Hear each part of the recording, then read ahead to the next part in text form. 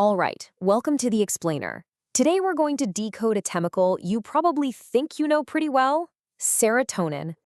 You've likely heard it called the happy chemical, right? The molecule that's all about your mood. But that reputation, as famous as it is, barely scratches the surface of what serotonin is really up to in your body.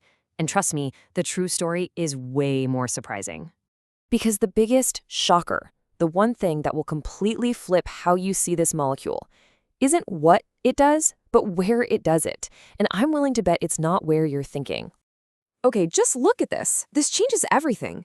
A whopping 90%, 90, of your body's serotonin is found in your gut. And the brain, the central nervous system that gets all the credit for mood, just a tiny 2%.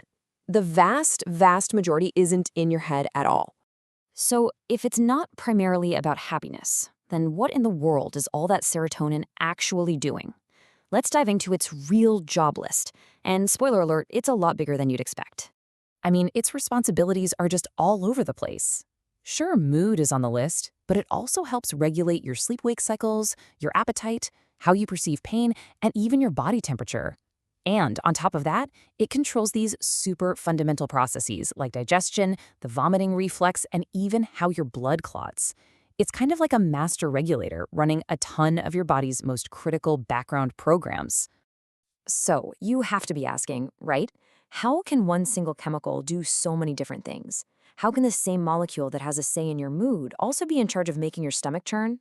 Well, the secret is all about the locks it can open. The best way to think about it is this. Serotonin is a master key. The key itself never changes, but your body is filled with all kinds of different locks, which we call receptors, and depending on which specific lock that master key opens, it kicks off a completely different chain of events. Okay, here's a perfect example. When that serotonin key slides into a 5-HT1 lock up in the brain, it can make blood vessels constrict, which is a huge deal when we're talking about migraines. But when that exact same key opens a 5-HT4 lock down in your gut, it does something totally different. It speeds up digestion. And it just keeps going. It's also at the heart of the vomiting reflex through one receptor, the 5-HT3. But at the exact same time, it's over here, helping your blood clot to stop you from bleeding by activating 5-HT2 receptors on your platelets. See? Same key, different locks, completely different outcomes. All right, so where does this master key even come from? And where does it go when its job is done? Like pretty much everything in your body has a really tightly controlled life cycle. At its core, serotonin, and its sciencey name is 5-hydroxytryptamine, or just 5-HT for short, is built from a really simple ingredient, L-tryptophan. And this is what's called an essential amino acid, which just means your body can't make it on its own. You have to get it from the food you eat. The body uses this super simple two-step chemical recipe to make it happen. First, one enzyme tweaks the tryptophan. Then, a second enzyme comes in and performs the final conversion into serotonin. It's actually a really elegant and efficient little production line. And once serotonin's message is delivered, a special cleanup enzyme called monoamine oxidase swoops in and breaks it down into a waste product. And this is absolutely critical because it makes sure the signal is temporary, allowing the whole system to reset for the next message.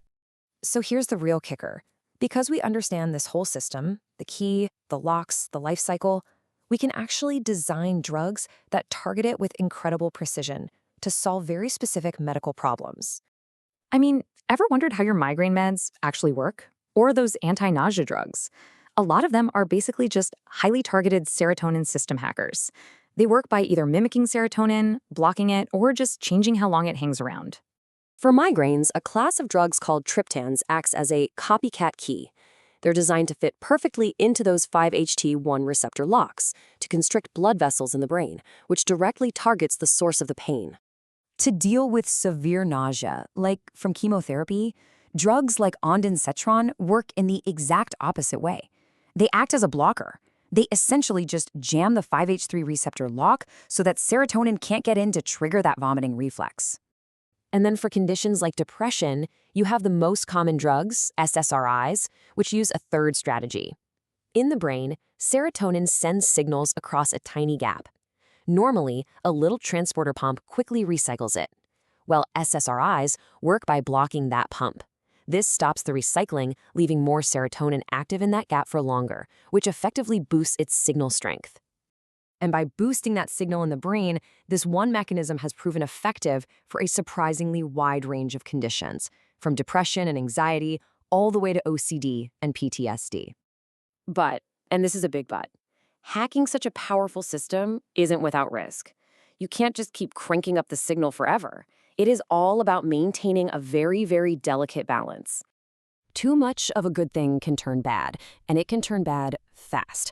When serotonin activity becomes excessive, usually from combining multiple drugs that affect it, the result is a really serious condition known as serotonin syndrome. This is a full-on medical emergency, and it has this classic triad of symptoms. First, mental changes, like confusion and agitation. Second, your body's automatic systems go haywire, causing things like a super high fever or a racing heart. And third, you get neuromuscular issues like tremors, twitching, and rigid muscles.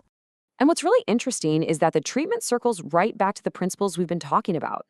The main antidote is the drug that works by blocking one of the key serotonin receptors, the 5-HT2 receptor, to help calm that overstimulated system back down. So the next time you hear someone call serotonin the happy chemical, you'll know the real story. It's not just about happiness, it's the body's master key, quietly influencing nearly every part of our physical and mental lives, and unlocking the secrets to how we function every single day.